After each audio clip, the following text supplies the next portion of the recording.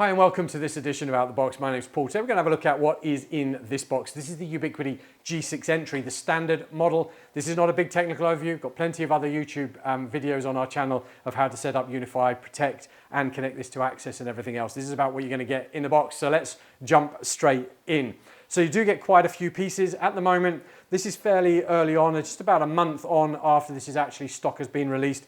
At the moment you get this wedge mount in a separate box. I believe it will be put in probably the same box. If not, currently it is getting bundled with the setup. So you're going to get a number of drilling guides that go with all of the pieces that we're going to work through. You'll probably want to put those aside. They will be useful as you come to fit it together. You're going to get a little conformity guide that will give you some useful information, and then you're obviously going to get here some screws and lugs for fitting this all together, and you are going to get a security tool. This is for doing up at least the final screw in here, so it's just not a standard fitment and is less likely for it to be stolen from your property.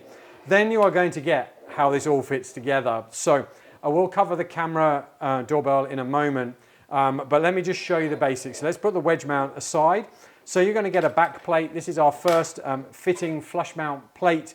Here you can see a number of options there that we can drill and fix that to the wall.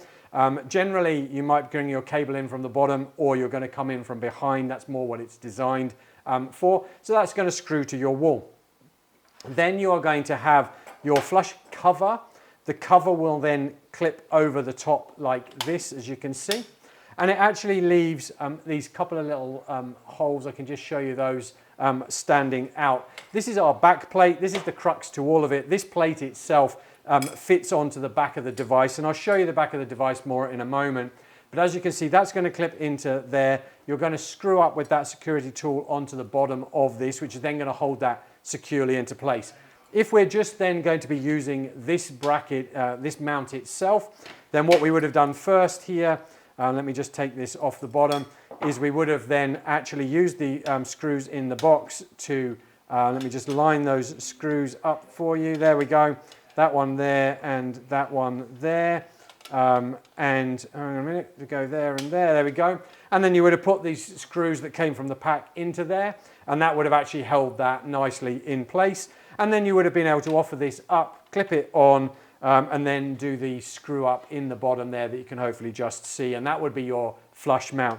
Now obviously sometimes you may want to angle mount that as well, so you can take that on a little bit further and use the angle mount fitment. Theoretically you could either flush mount that, and I think that that will probably then clip through here. So flush mount, then you're going to put this into place and screw this into place.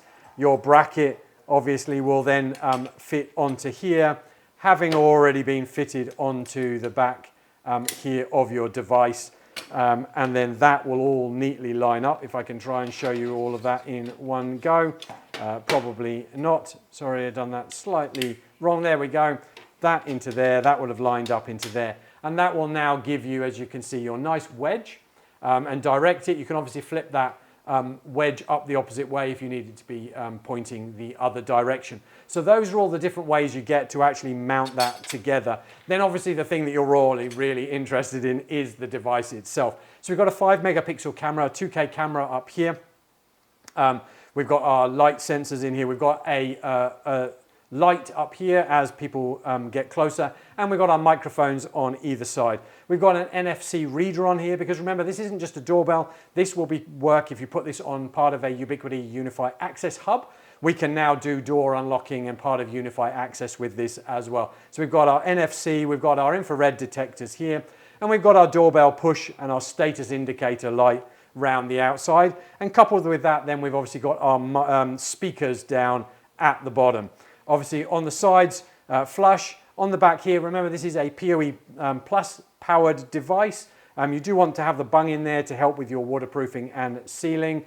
So let me just pull that out. So you hopefully can see here, there we go, just in the light, your Ethernet cable is going to pass in to that hole there and into your Ethernet cable. Your connector with your PoE Plus, you're then going to push your bung in there to give you, and put that in the right way, you're going to push your bung in there now to give you some extra level of waterproofing, and obviously your bracket will then fit in the back, just leaving that area exposed for the cable to come through.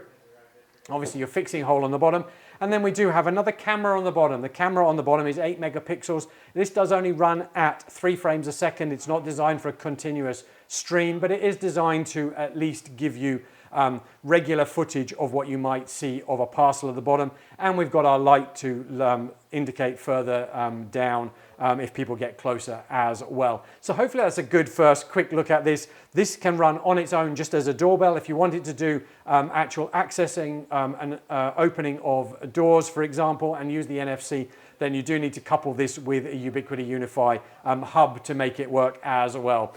So hopefully that's been useful. Do head on over to our YouTube channel. Got plenty more box openings on network, firewall, wireless and camera security. So why don't you head on over there, subscribe and stay up to date.